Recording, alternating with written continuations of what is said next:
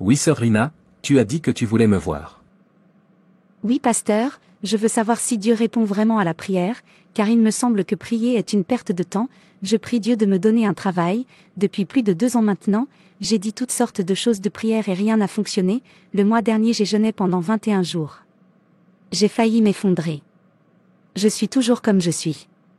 Je ne vois aucun résultat. Au lieu que les choses changent, elles empirent. Je commence à me demander si Dieu existe vraiment. Si oui, pourquoi nous permet-il de souffrir, de pleurer et de l'appeler, mais pas de réponse? Il a dit qu'il serait là pour nous en termes de problèmes, mais quand vous l'avez appelé en termes de problèmes, pas de réponse. Je suis marre. Sœur Rina, Dieu répond aux prières, ne recule jamais. Vous devez persévérer dans la prière, même si les choses empirent.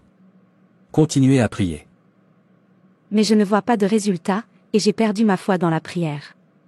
Je n'ai plus le zèle de prier, car je n'obtiens aucun résultat. Écoutez, quand les choses empirent au lieu de s'améliorer, dans votre vie, peu importe combien vous priez.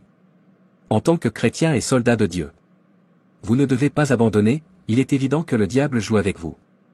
Vous devez tenir bon et riposter, jusqu'à ce que vous ayez vaincu, ne jamais abandonner, continuez à prier, avec toutes les armes de l'armurerie de Dieu. L'armurerie de Dieu? Oui, avez-vous oublié l'histoire de Daniel? Quand il priait Dieu, et a été retardé dans ses réponses, par les forces des ténèbres, nous devons apprendre de l'empêchement de Daniel à la prière par les forces sataniques, que nous sommes sujets au même retard.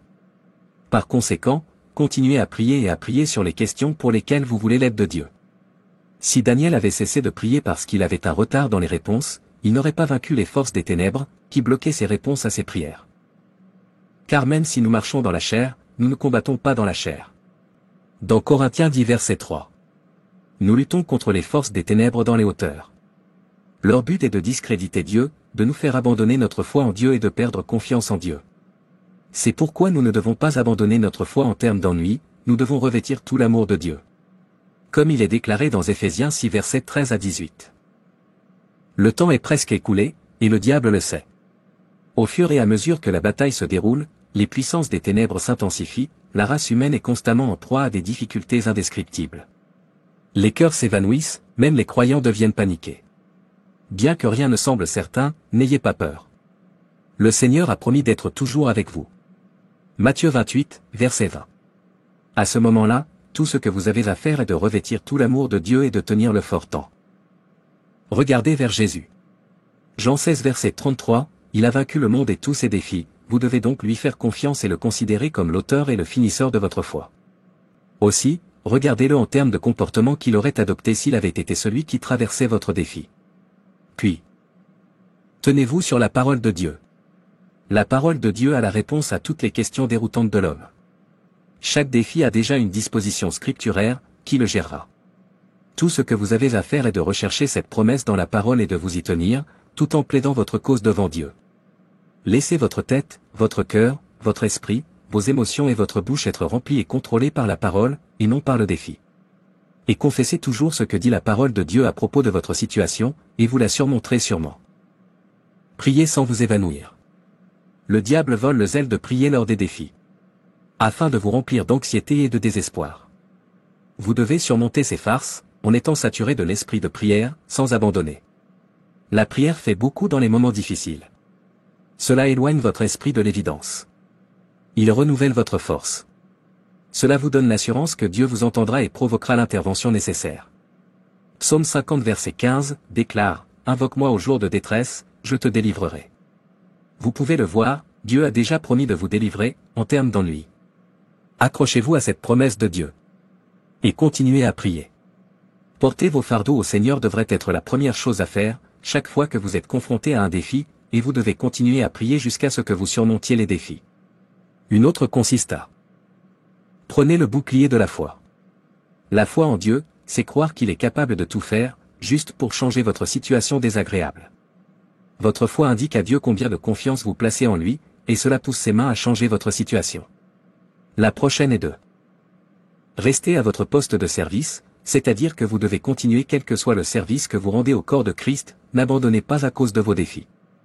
Répandez toujours la bonne nouvelle, priez pour les autres, aidez les autres de la manière que vous pouvez, et ainsi de suite. Dieu, qui voit votre dévotion, vous rencontrera au point même de votre besoin. Puis, apprenez les leçons prévues. Il y a des leçons pertinentes à tirer de chaque défi.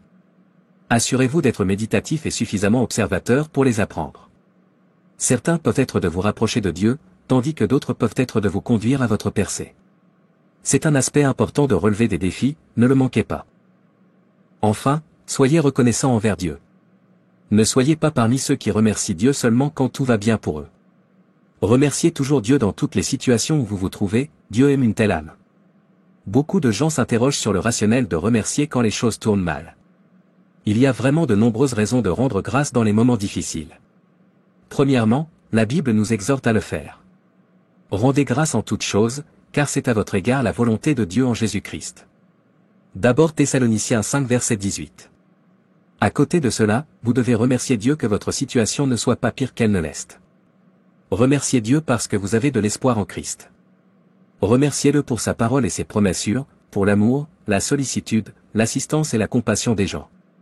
Il y a beaucoup à remercier Dieu dans les moments difficiles. Au fur et à mesure que vous entreprenez toutes ces actions, le Seigneur vous accordera la victoire nécessaire, au nom de Jésus. Amen. N'abandonnez jamais dans la prière, peu importe ce à quoi vous faites face. Nous sommes au combat contre Satan, prenez tout l'amour de Dieu, et la victoire sera à vous à la fin. Merci d'avoir regardé, et s'il vous plaît abonnez-vous comme et partagez. Que Dieu te bénisse.